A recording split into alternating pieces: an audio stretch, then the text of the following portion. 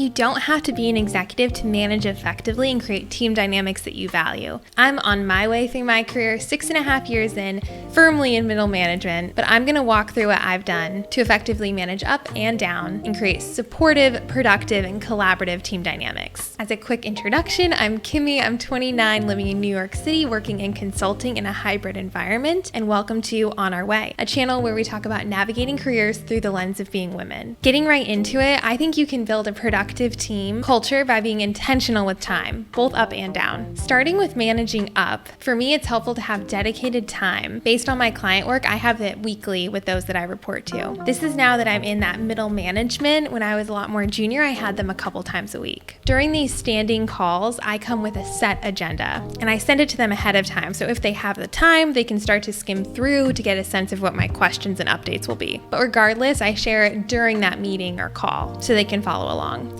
And during those times, don't be shy about following up with your manager with what they owe you. Chances are they have more on your plate than you're aware of. So every time I've sent reminders or notes for areas that I'm pending with them, they've appreciated the proactiveness and noted that it's helped keep projects on track. Some weeks I may cancel these after confirming with them that there's nothing that they would want to use the time to discuss. I view this as another way of being intentional with time. If you have 30 minutes on someone's calendar, I find people are appreciative when you respect it and either use it wisely or release it if it's no longer needed. I've heard some people say this isn't really done at my company. This is something that I took upon myself to set up, and it's helped not only me stay productive, but my managers have also noted that they appreciate the focused time to catch up in a productive manner. In my mind, it also helps you stay visible with your managers, reminding them what you've done, what you have on your plate, and so on, rather than being out of sight, out of mind, especially in this hybrid remote environment. Managing down for me when it comes to being intentional with time is very similar. I ask that my direct reports set up standing one-on-ones a couple times a week so we can align on our questions and any project updates. With some of my teams, I'm in person a couple times a week, chatting and tackling one-off things as they come up. The one-off pings, the hey, can I call you real quick?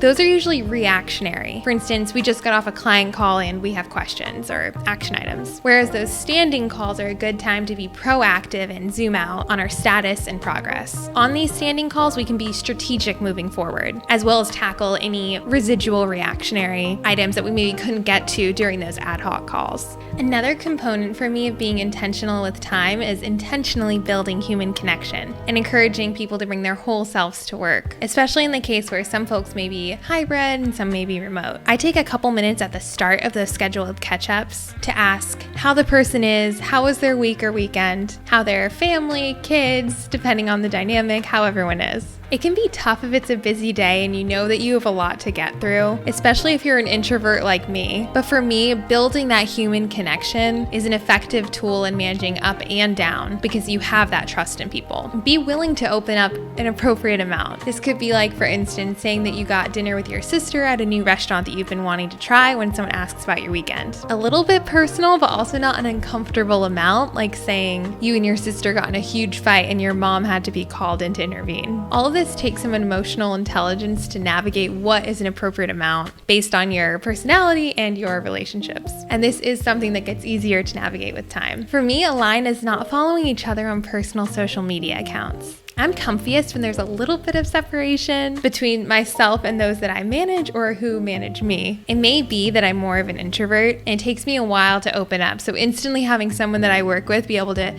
see my whole feed feels a bit too vulnerable for me for a work setting. The best piece of advice that I've gotten in my career has been when you have questions, come to your manager with possible solutions. For instance, instead of asking, how should I respond to this client request? Say the client is requesting XYZ. I'm thinking we provide these deliverables because of my experience on a prior account. Let me know your thoughts. In the eyes of your manager, you become someone who is a problem solver and a critical thinker, which in my experience is more of a driver of growth than just pure intelligence. Additionally, going through the exercise of brainstorming is also a key learning opportunity. Sometimes your suggestions may be off base. In those cases where the team ends up taking a different approach, don't be shy in asking why. Again, the why is not only how you learn, but also how you show you care. Managing down, I try to empower in my team to feel comfortable providing their thoughts and similarly come to me with questions and possible solutions that they've thought of. People are most engaged when they feel that their thoughts are heard and that they were a part of the solution. So asking them what they think, and if it is off base, which it may be, giving context as to why we may have pivoted and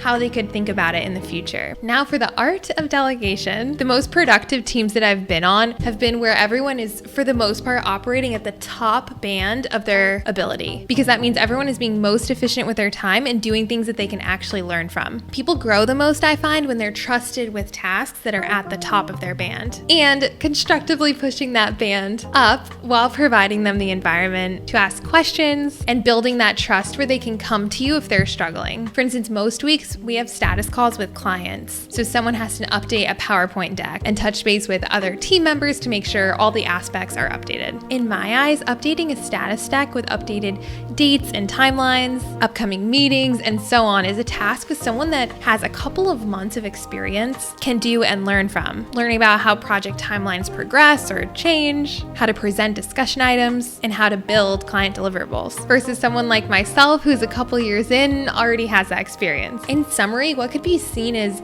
busy work for some team members, for others on the team is most likely a meaningful learning opportunity with the right guidance and structure in place. This builds trust, giving teams tasks at the top of their ability band, and in turn grows more motivated and driven teams. Lastly, it's okay in my eyes to recognize hardship. If you're on a particularly tough client, for instance, I think it's okay and actually productive to recognize that so everyone feels seen. For instance, I know this client is asking a lot of us. It's harder than other clients, but I've been on these before and you'll be surprised how much you've learned when all is said and done. There is a line, of course, between being negative and recognizing the hardship, and in turn, recognizing the team's effort and getting through those tough days. When dealing with managers, so managing up, I also think it's okay to note any hardship and take the chance to reflect on why that might be. For instance, it may be that you just haven't been tasked with this before, but you know it's a good learning opportunity and in the future, you would need to be doing more of it anyways. To sum it up, if you're in a rut and how to manage up or down, lead with empathy. For me, it can usually be by answering the question, how would I feel if I was in this person's shoes? And how would I appreciate my manager or my direct report handling the situation? Again, you do not have to be an executive to manage effectively and create the team dynamics that you value. Thank you so much for making it to this part in the video. Please like and subscribe, as well as leave comments down below on what has worked for you for managing others as we all continue on our way.